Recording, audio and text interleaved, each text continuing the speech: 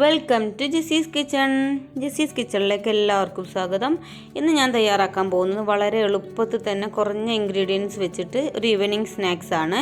അപ്പോൾ കുറച്ച് പച്ചരിയും ഒരു മുട്ടയും കുറച്ച് കറിവേപ്പിലയും മല്ലിച്ചപ്പും അതേപോലെ തന്നെ 2 പച്ചമുളകും മാത്രം മതി നമുക്ക് ഈ ഒരു സ്നാക്സ് ഉണ്ടാക്കിയെടുക്കാൻ. ഒരു 5 മിനിറ്റിനുള്ളിൽ തന്നെ നമുക്ക് ഈവനിങ് സ്നാക്സ് തയ്യാറാക്കിയെടുക്കാം.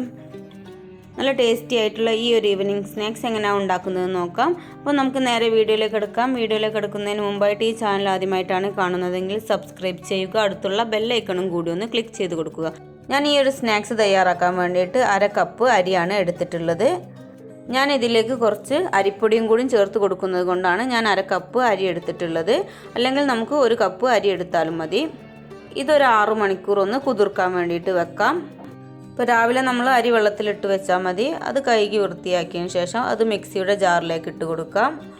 നമ്മൾ എടുത്ത് വെച്ചിട്ടുള്ള എരിവിനാവശ്യമായിട്ടുള്ള 2 പച്ചമുളക്, ഒരു മുട്ട, കുതിർത്ത് വെച്ചിട്ടുള്ള പച്ചരിയും കൂടി ഇതിലേക്ക് ചേർത്ത് കൊടുക്കാം.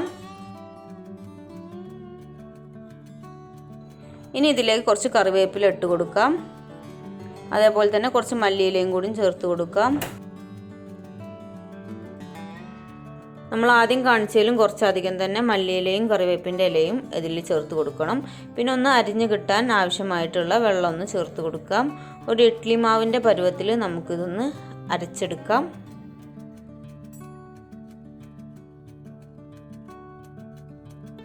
ഇനി ഇതിലേക്ക് 2 ടീസ്പൂൺ അരിപ്പൊടിയും കൂടിയും ചേർത്ത് കൊടുക്കാം. അരിപ്പൊടി ചേർത്ത് കൊടുക്കണമെങ്കിൽ നമുക്ക് 1 കപ്പ് അരി എടുത്ത് കുതിർത്താൽ മതി. അപ്പോൾ ഞാനിവിടെ പകുതിയായിട്ടാണ് എടുത്തിട്ടുള്ളത്. 2 ടീസ്പൂൺ അരിപ്പൊടിയും കൂടിയും ചേർത്ത് കൊടുത്തിട്ടുണ്ട്. ഇനി ഇതിലേക്ക് ആവശ്യമായിട്ടുള്ള ഉപ്പും കൂടിയും ചേർത്ത് കൊടുക്കാം. ഇനി ഇതിലേക്ക് ചേർത്ത് കൊടുക്കുന്നത് ഒരു നുള്ള് അപ്പക്കാരമാണ്, ബേക്കിംഗ് സോഡ. അതും കൂടിയും ചേർത്ത് കൊടുത്ത് ഒന്നും കൂടി ഒന്ന് അടിച്ചെടുക്കാം. ഈ ഒരു പരുവത്തിലാണ് നമുക്കിത് അടിച്ചെടുക്കേണ്ടത്. ഒരു ഇഡ്ഡലി മാവിൻ്റെ ആ ഒരു രീതിയിലാണ് അടിച്ചെടുത്തിട്ടുള്ളത്. നല്ല ഗ്രീൻ കളറായിട്ടൊക്കെ കിട്ടിയിട്ടുണ്ട്. ഇനി നമുക്കിതൊന്ന് ഫ്രൈ ചെയ്തെടുക്കാം. അപ്പോൾ അതിന് വേണ്ടിയിട്ട് നന്നായിട്ട് ഓയിൽ ചൂടാക്കിയിട്ടുണ്ട്.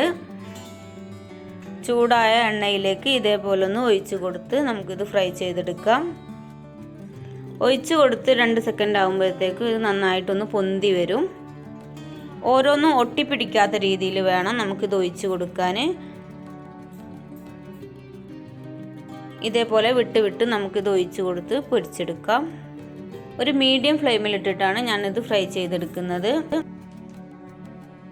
വൈകുന്നേരങ്ങളിലെ ചായക്ക് വളരെ പെട്ടെന്ന് തന്നെ നമുക്ക് തയ്യാറാക്കാൻ പറ്റുന്ന ഒരു സ്നാക്സ് ആണ്. 5 മിനിറ്റിനുള്ളിൽ തന്നെ നമുക്ക് തയ്യാറാക്കാൻ പറ്റുന്ന നല്ല ടേസ്റ്റി ആയിട്ടുള്ള ഒരു കിടിലൻ സ്നാക്സ് ആണ്. ഇനി ഇതൊന്ന് മറിച്ചിട്ടിട്ട് നന്നായിട്ടൊന്ന് ഫ്രൈ ചെയ്തെടുക്കാം. വളരെ പെട്ടെന്ന് തന്നെ നമുക്ക് തയ്യാറാക്കാൻ പറ്റുന്ന ഒരു ഈവനിങ് സ്നാക്സ് ആണ്. എല്ലാവർക്കും ഇഷ്ടപ്പെടുന്ന നല്ലൊരു സ്നാക്സ് ആണ്. നമ്മുടെ മല്ലിച്ചപ്പിൻ്റെയും അതേപോലെ തന്നെ കറിവേപ്പിലയുടെയും നല്ലൊരു ഫ്ലേവറാണ് ഇതിനുണ്ടാവുക. നല്ല ഗ്രീൻ കളറിലുള്ള ഒരു സ്നാക്സും കൂടിയാണ് ഇത്. അപ്പോൾ എല്ലാവരും ഒന്ന് ട്രൈ ചെയ്ത് നോക്കുക. കുട്ടികൾക്കൊക്കെ വളരെ ഇഷ്ടപ്പെടുന്ന ഒരു സ്നാക്സ് ആണ്. അപ്പോൾ എല്ലാവരും ഒന്ന് ട്രൈ ചെയ്ത് നോക്കിയിട്ട് നിങ്ങളുടെ ഫീഡ്ബാക്കൊക്കെ ഒന്ന് കമൻറ്റ് ബോക്സിൽ അറിയിക്കുക.